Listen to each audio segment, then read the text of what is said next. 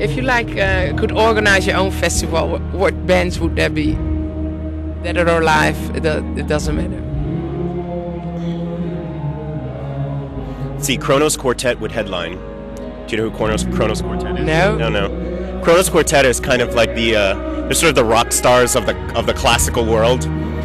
They're a quartet that has made themselves famous with very avant-garde music. You know, and they work closely with contemporary composers, and they also do kind of wackier stuff, like perhaps renditions of Jimi Hendrix songs in quartet fashion. But I mean, they're probably the best string quartet on the planet. So they would listen to it. You should. Yeah. Winter Was Hard is my favorite record by theirs, but they would definitely headline for sure. And some other bands?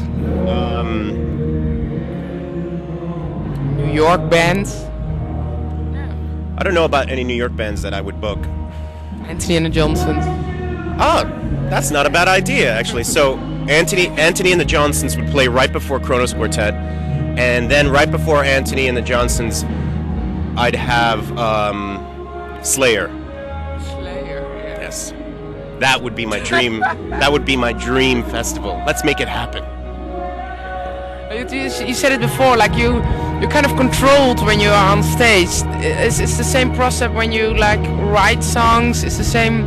How does it work? Absolutely. I mean, that is also probably the most sensitive arena that the band finds itself working in, is the rehearsal space and the recording studio. We have to retain control over even the most microscopic portion of the environment and the songs and everything. It's not easy. No. But does it take a long time for you to create an album or? Oh yes. I mean, the way we work is it's a highly collaborative. We're a highly collaborative team, and therefore there's no sort of leadership that sort of makes it all happen when he wants it to happen. It's very much like a committee. So, you know, and everyone knows that when you have a committee, it takes forever to have things completed because everybody has to be unanimous.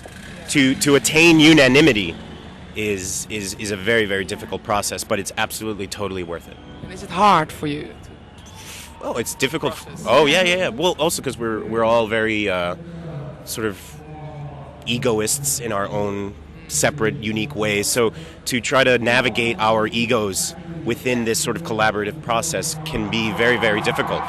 What's your part of the songwriting or creating a song? My part? Yeah. Generally, Daniel will present little motifs with melodies on the guitar that I will then sort of orchestrate, if you will, using keyboards or the bass guitar. And then there's a beautiful new Interpol. And there's it's not finished yet. Then Sam introduces his energy, then Paul puts his in.